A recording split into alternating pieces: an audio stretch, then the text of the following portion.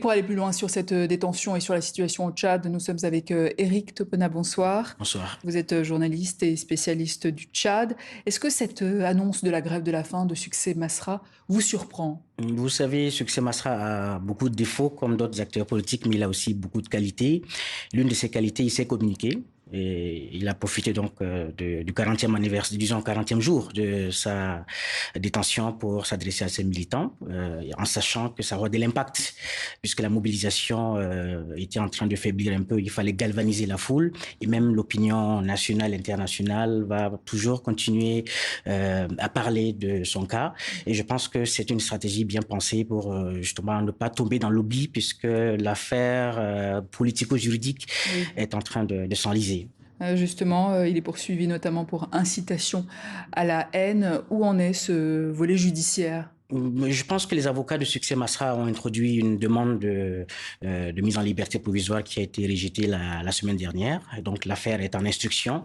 Le gouvernement qui a donc constaté les événements de Mandakao dans le sud du Tchad et qui a donc débouché sur la mise en accusation de Succès Masra. Donc le gouvernement estime que c'est une affaire très grave et que la justice doit faire son travail. On attend, aucune date n'est prévu n'est fixé pour une audience de comparution de Succès Masra. Ses avocats et ses partisans continuent de crier au complot et à la machination politique. Et justement, sur le plan politique, est-ce que le président pourrait intervenir justement? Mais ces derniers temps, curieusement, les transformateurs ont commencé par diluer un peu leur discours. Au début, c'était un peu de la confrontation.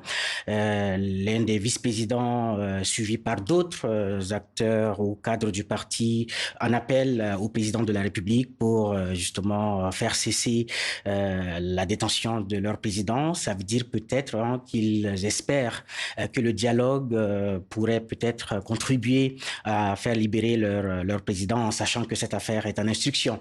Et selon plusieurs informations, des passerelles existent entre les transformateurs et le pouvoir pour justement essayer de trouver une solution, ce qui fait dire à un cadre du parti au pouvoir, sous le sceau de l'anonymat, que l'issue de l'affaire Masra pourrait être politique.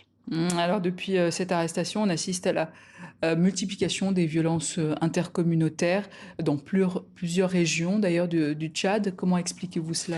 Mais ce n'est pas un phénomène nouveau. Oui. D'ailleurs, ce n'est pas seulement des phénomènes constatés au Tchad, dans les pays de la région, Niger, Mali, Côte d'Ivoire. Mais pour le cas du Tchad, c'est un conflit qui tire ses racines depuis plusieurs années.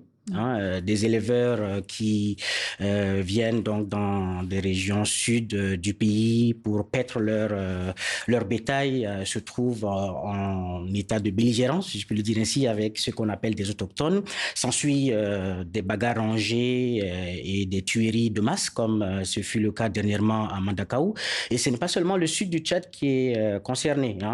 Dernièrement, il y a à peu près une semaine, il y a eu également des tueries dans l'est du Tchad, des tueries intercommunautaires.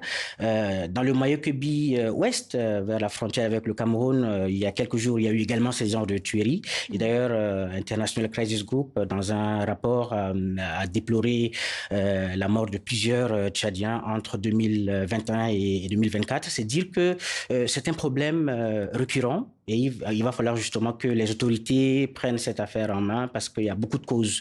Il y a d'abord l'impunité.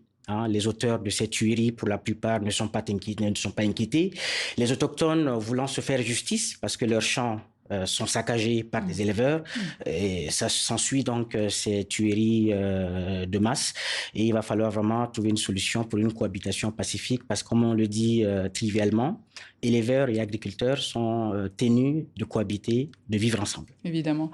La réponse du gouvernement dans tout ça, quelle est? Le gouvernement a pris quand même les choses en main, même si une partie de l'opinion pense qu'il fallait prendre des mesures plus hardies. Des missions gouvernementales ont été dépêchées dans les localités où ont eu lieu ces massacres.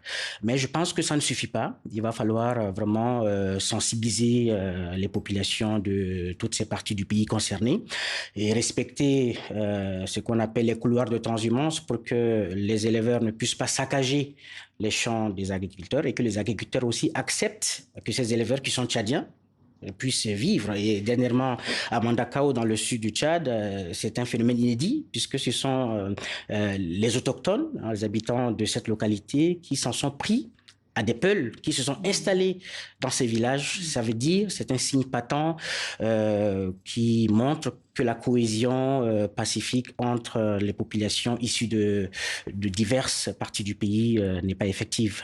Alors récemment, le porte-parole du gouvernement a dit que le Tchad devrait sérieusement envisager l'option de rejoindre l'Alliance des États du Sahel.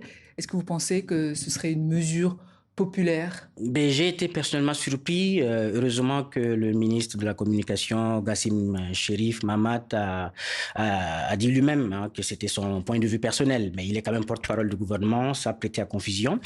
Il y a un débat en cours actuellement au Tchad, il y a des pros et des contre. Mais je pense que beaucoup pensent que malgré les ratés de la transition, le Tchad s'en est sorti. Il est hors des questions d'intégrer l'AES, composé, vous le savez, des pays qui ont décidé de rompre avec la pratique démocratique. Le gouvernement officiellement n'a pas pris position, mais on sait que dans les discours des autorités, il y a des relents souverainistes qui laissent penser que le Tchad pourrait peut-être se rapprocher de ces pays, mais officiellement, il n'en est rien et on va continuer de suivre. Éric Topona, merci. Je rappelle que vous êtes journaliste et spécialiste du Tchad. Merci.